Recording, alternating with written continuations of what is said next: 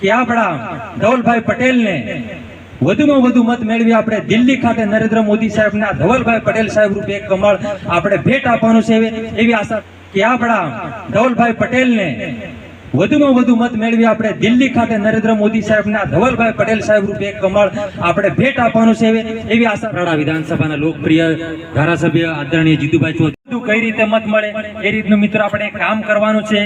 મિત્રો આદિવાસી સમાજના વનબંધુ કલ્યાણ યોજના લાવી નરેન્દ્ર મોદી સાહેબે જ્યારે ગુજરાતની ધુરા સંભાળી નરેન્દ્ર મોદી સાહેબે 2022માં આજે ત્યારે એના 100 વર્ષ આ હત્યાકાંડના થયા ત્યારે આપણા દિલ્હી ખાતે રાજભવન ખાતે એની ઝાંખી રજૂ કરવાનું કામ કર્યું છે અને 1200 આપણા હત્યાકાંડને ઉજાગર કામ કરવાનું કામ કર્યું હોય નરેન્દ્ર મોદી સાહેબે કર્યું છે।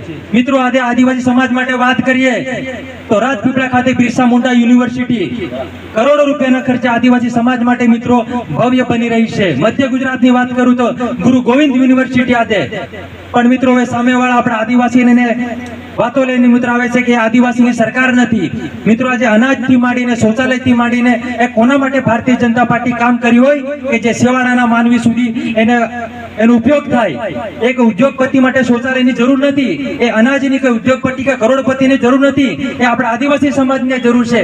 એ અનાજની કે શૌચાલયની કે આવાસની જરૂર હોય। આજે આપણા નિર્મ વર્ગ આદિમ જૂથ માટે પણ આવાસની યોજના જ્યારે મોદી સાહેબે કાઢી છે ને એમને પણ આજે આવાસ મળ્યા છે અને જે બાકી હોય એને પણ હવે આવતા દિવસમાં આવાસ આપવાનું મિત્રો કામ કરવાનું છે।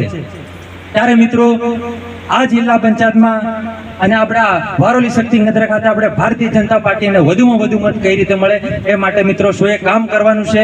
અને મિત્રો મોદી સાહેબ જ્યારે આપણા માટે રાત દિવસ મિત્રો કામ કરી રહ્યા છે અને આ સેવાળાનો માનવી કઈ રીતે ઉપર આવી શકે, એનું જીવન ધોરણ કઈ રીતે ઉપર આવે એના માટે મિત્રો કામ કરી રહ્યા છે। અને આપણા બાજુની જ આજે વાપી મહાનગરપાલિકા બનવા જઈ રહી છે ત્યારે એનો પણ આપણને લાભ મળશે રોજગારી ક્ષેત્રે, એટલે એનો પણ આપણને લાભ મળવાનો છે।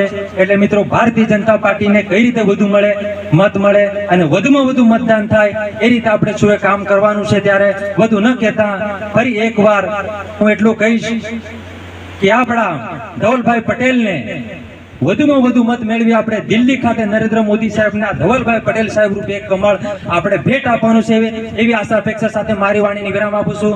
અસ્તુ વંદે માતરમ।